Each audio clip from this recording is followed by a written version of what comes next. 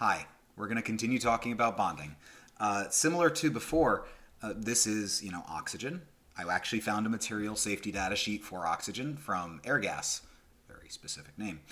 It says there, you got your name oxygen, oxygen, molecular oxygen, but then something starts popping up.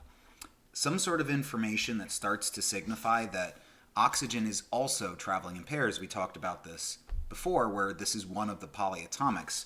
Or, maybe you're familiar with arsenal. But regardless, what does this O2 look like? How does this O2 work? And what does that mean for our larger picture of how covalent bonding functions? So we know that there's two oxygens in this molecule, this diatomic element. I'm going to draw both of them. Put the dots. So as before, right, we have our elements. Oh no, I forgot one electron. We're allowed to rotate our Lewis structures for the elements if we need to. The idea being, the right number of pairs and unpairs. So both of these have two paired electrons, two pairs, four paired electrons, and two unpaired electrons. And that's where the bonding is going to come in, right? There's a space here where an electron could go.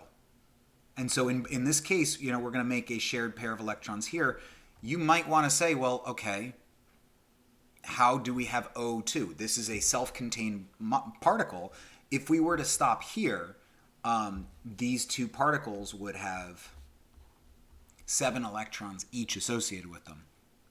That's not the right number. That's not really going to get the job done. So how is it that they satisfy this stability requirement through an octet of electrons? And the short answer is a double bond is possible.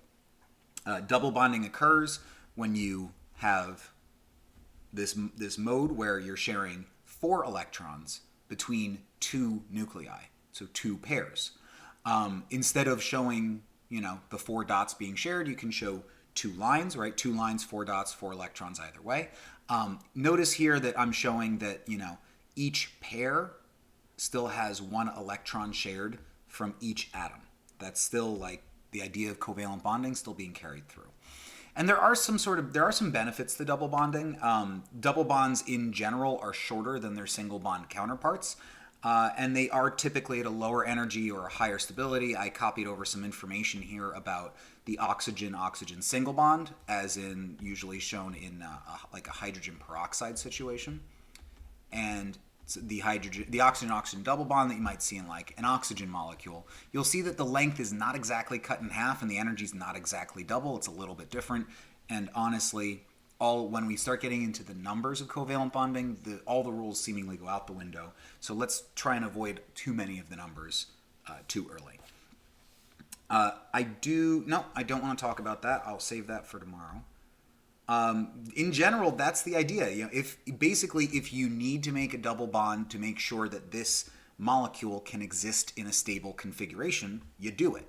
And so all the same rules that we have before still carry through. I just want to show some examples. So first, I'm going to draw all of the atoms with their appropriate number of valence electrons for a Lewis structure.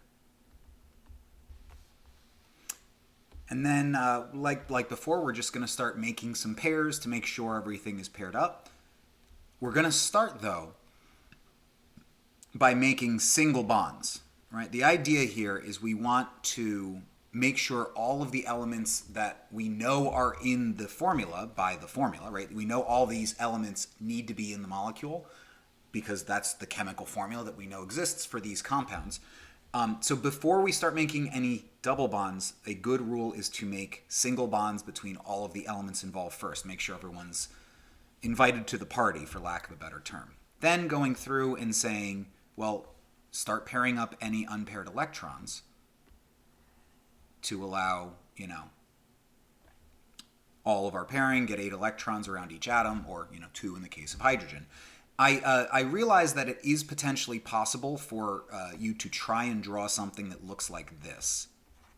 You might try and draw that, and that, and that, and that, and then I think this would look something like that. Now, we've made bonds to everything, and so this is a good molecule, right? Actually, not quite. One problem is this carbon only has 2, 4, 5, 6 electrons associated with it, so we're not satisfying this stability requirement as well we could. Also, we're not talking about geometry too much, but when you try and make triangles and squares out of your molecules, it usually incurs some sort of instability because you're actually locking electrons into certain angles that are less stable than certain other angles. But again, we're not getting too far into that. I just wanted to set the ground rule if you were going to try and draw these by yourself to don't make squares and triangles unless absolutely necessary, right? We still have our rules of saying there is supposed to be a certain number of electrons, and when all the bonding is done, all of the atoms included have a certain, that 8 stable electrons, and we have the right number of electrons showing. We can still go back and make all of those checks. If you do all of that, and you've got the right number of electrons showing, and it just won't work unless you start closing up those shapes, well, that's one thing. But, let's not get that far ahead. To wrap things up, here are 2 other examples. If you'd like to do these by yourself, if you want to try and push yourself in your notes to try and do these before I show them, go ahead. You can hit the pause button. But I'm going to start. Remember, there are 2 things that we need to think about. Which one should be going in the center and how many bonds can be made. So for carbon, I'm just going to write these out really quick. Carbon, you have 8 minus 4 is 4 bonds. Right? 8 minus the number of valence electrons. For Cl, it's 8 minus 7 is 1. And for oxygen, it's 8 minus 6 is 2. For N is 8 minus 5 is 3, right? So that's another thing we can kind of use in our wheelhouse to plan this. We additionally can go through and count the number of electrons. We've got 14, 18, 24 electrons, and we have 5, 6, and 7 here. So that's going to be 18 electrons. But at the end of the day, the easiest way to do this is to draw out all of our elements with their respective valence electrons. Don't forget that when it comes to carbon, I know that you want to pair up those first 2 electrons, but our rule is going to be, this bonding carbon thing where carbon takes on a slightly different electron configuration. When covalent bonding, that allows it to make 4 bonds, which would, help to get that number 8 really easily by sharing 1 electron from each molecule. Or from each atom, I'm sorry. Okay, let's make our bonds. Remember, a single bond to each one first. And if you'll also see a single bond to each one, right? So I could have maybe tried to connect the oxygen to the chlorine, right? C to O to Cl, or Cl to O to C. That would kind of make it a little hard for the carbon, for everyone to land the way they need to. You'll notice the way I've drawn this, there's only 1 electron left on the oxygen and 1 electron left on the carbon that is unpaired. If we tried to draw something where it was like this would be good for an oxygen, pretty good for a chlorine, but then we would end up in a position of having 2 unpaired electrons on carbon.